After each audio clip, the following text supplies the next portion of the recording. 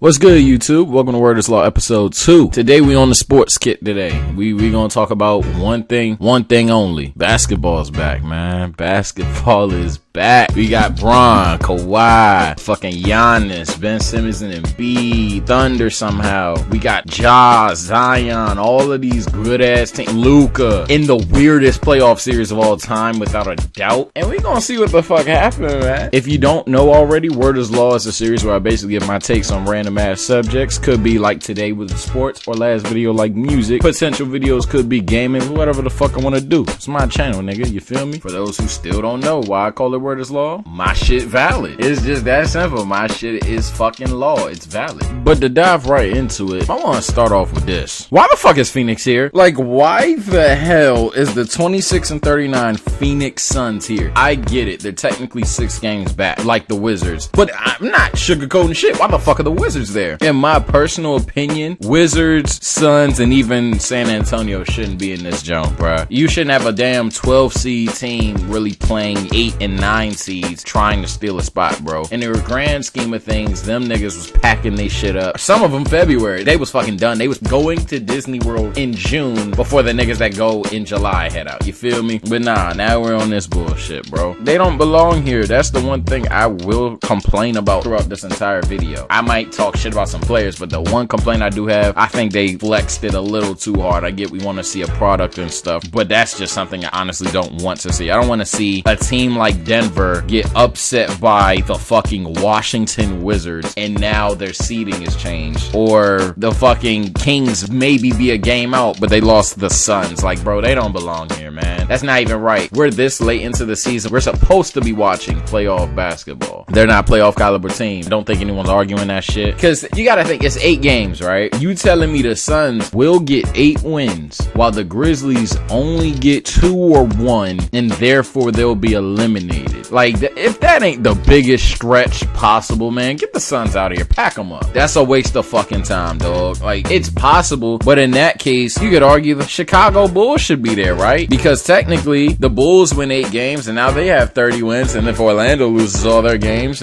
or you could argue Charlotte should be in. Nah, cut that shit out, bro. Clearly, you left out Charlotte for a reason. Clearly, you left out Chicago for a reason. All them other teams, bro, cut that shit out, man. They not playoff caliber team. If they had their shit packed up, let them stay packed the fuck up. Before I move on, I already know the argument. Oh, well, in the regular season, upsets happen. Nigga, it's not the regular season, dog. That's the whole point of the fucking shit, is to make playoff basketball a thing, but not hold the teams that probably could have made the playoffs, give or take a game or two. Not give a 8-game winning streak a fucking chance, because that shit was not gonna happen. The Grizzlies weren't gonna go 0-8 while the Suns go 8-0, bro. Come on, man. But again, that's the only thing I can complain about, because, bro, we got the NBA back, man. This shit lit, bro. Who y'all got making the 8 seed in the West, man? Comment that below. East, I think, is pretty raps. Again, Washington is a waste of space. But the West, I don't know, man. Because hear me out. The Grizz is, what, 3 games ahead of Portland right now? Like, Dame is a bona fide superstar, right? And Grizz is tough. Dry and Triple J are for real. They're legit. But what people are missing out on, I believe, is the fact that they're playing other playoff teams. Like, it's no Grizzlies versus Cavs. Oh, well, that's a dub, so they might not win. Nah, the Grizzlies might fuck around and play the Lakers, fuck around and play the Clippers. I think it's a cold day in hell before they beat one of those teams, unless rust is a major factor, which it could be. But nah, I'm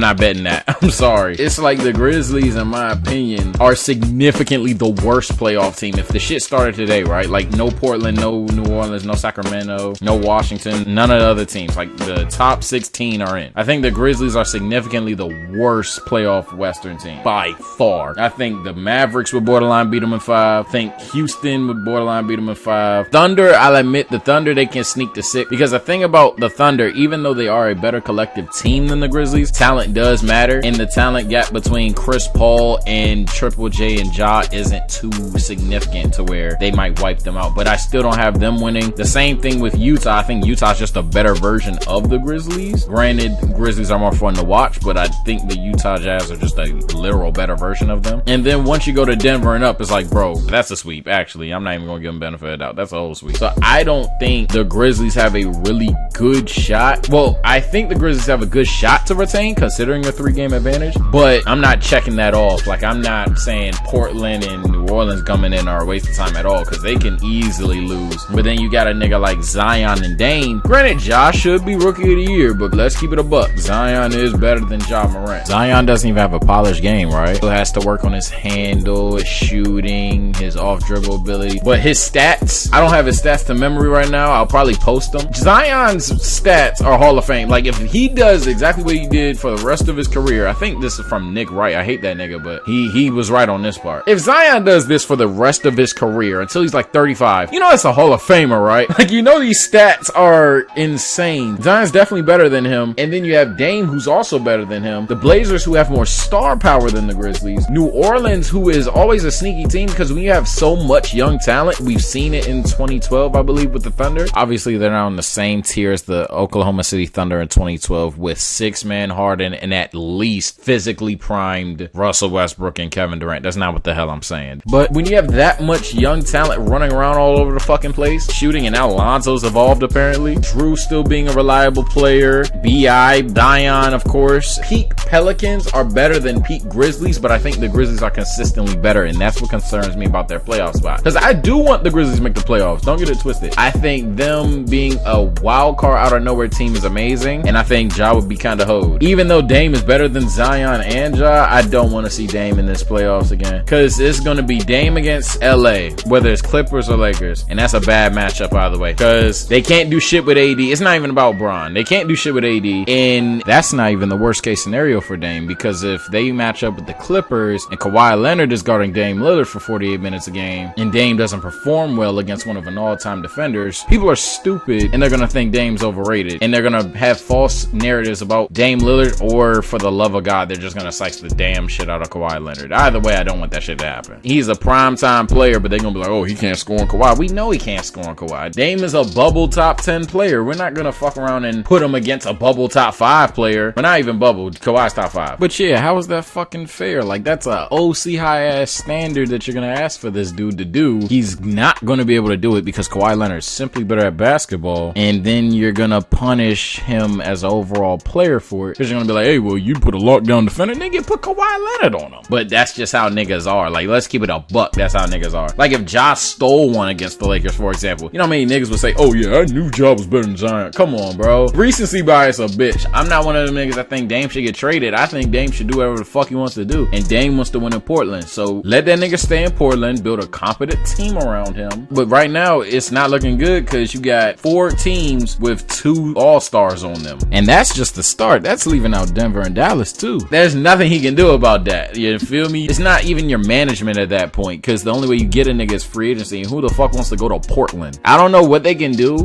but all I'm saying is just please, for the love of God, Grizz, hold on or Pelicans pass them. I don't want Dame in these offs, man. I don't. Do I think Dame as your best player can win a chip? No, but I don't think that Dame himself is at his peak. I think Dame is past his physical prime, but as you've seen with guys like Chauncey Billups, Steve Nash, to a much lesser degree Kyle Lowry, he can evolve his game even further and become a championship caliber player. I think that's possible. Although this isn't a Trailblazer video, the reason why I spent so much time on Dame is because it segues into the most important thing, because Dame is the definition of a player who's slightly below championship caliber, but he's also a superstar. Like, I don't believe there are a lot of teams that actually have a good shot of winning the finals. I'm gonna actually save the predictions for a later video, as this video is getting a little too long, but I will quickly dive into how I don't think there's a lot of finals contenders. I think you only got 3 or 4. Those 3 or 4 being the Lakers, the Clippers, Milwaukee, and I hate to say it, but Boston. I'm a Lakers fan, but I'll admit Boston does have a chance. And Boston's my wild card X factor because, again, I hate to say it, but it's actually fucked up and true. Even though Jason Tatum isn't better than a guy like Dame Lillard, isn't better than a guy like Russell Westbrook, Luka Doncic, etc., I think Jason Tatum for the Celtics can actually be that guy who scores when the game breaks down. See, basketball is a very player dominant sport, right? We all know this. So obviously your higher end talent have a higher chance of winning the thing. I mean, that goes for any sport, but in basketball it's the most prominent. Jason Tatum isn't necessarily this tier 1 MVP caliber player. We all know that. He's a bucket though. And the way Tatum plays, it's perfect for the playoffs, especially today's playoffs. He's versatile. You can't do one thing to take away Jason Tatum's game. I'm giving the Bucks a title contention, but I think the Bucks are the stretch of what I consider title contention. The Bucks are easy to plan against. You can schematically form a plan to beat Milwaukee. Now there's some shit about Giannis that you just can't stop. Like, it's cool to say don't let Giannis in the lane, but not a lot of teams have the talent to do it. Toronto did, and that's why they beat them in 6 games. Milwaukee didn't look like the same team against Toronto. I don't think that applies with Boston. Like, Tatum's nowhere near Giannis, right? Like, Jason Tatum is nowhere near Giannis.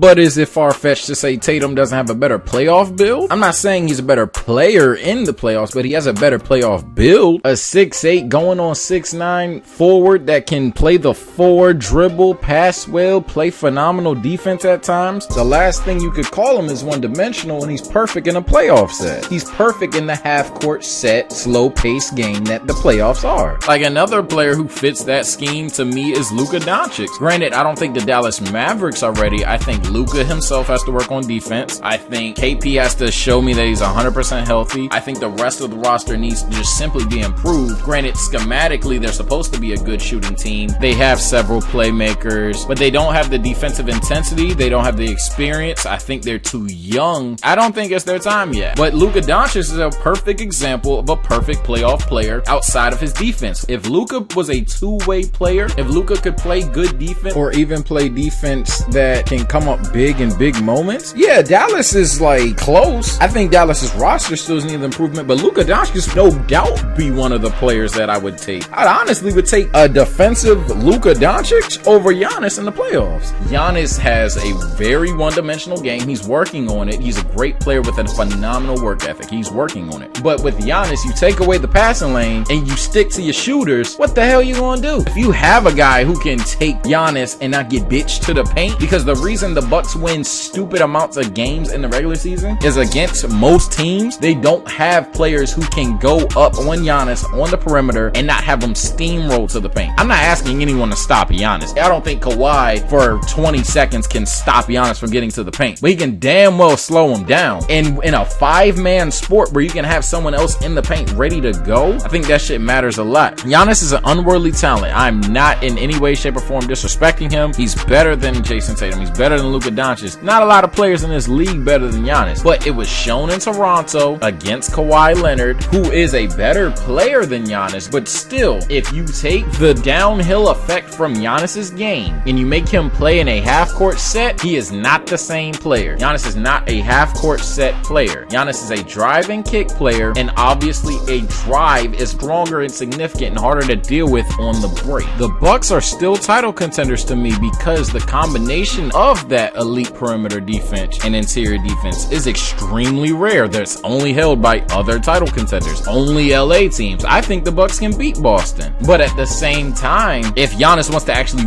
win the fucking championship, he has to become more of a half-court player, which is why I consider Boston title contenders, because Boston is a perfect half-court set team. Boston can play in the half-court set. Boston doesn't need a high-paced offense to score. I'm concluding with the fact that basketball slows down in the playoffs. So if you have the talent and you have the versatility to adjust and play different styles of basketball in that slow-paced set, in my personal opinion, you are a title contender. The talent matters the most, but it is not all supreme. There are other factors to it. Thank you guys for making it to the end of this video. If you did, you're an OG. We fuck with you the long way. Don't forget to like, share, and subscribe, please. Channel's growing. 100 views on the first video still has me hyped. Let's try to get this one to 150. Why not? Let's go for 50 likes. Let's keep the shit going. I hopefully can hit 50 subs before my next video. Next Word is Law will be on music. This channel is diversatile as shit. Yes, diversatile is going to be copyrighted. Hopefully one day we can get that shit on a shirt. I don't even know. Nah, jokes aside, we're just going to have fun. We're going to continue to grow. Can't thank you guys enough for all the support that I've gotten behind the scenes. It's incredible. The support I'm getting in the comment section honestly makes it pay off even more. Again, thank you so much. Don't forget to rate, comment, subscribe one final time. With that, it's me, your boy TSO Sage. Enjoy the rest of your day, man.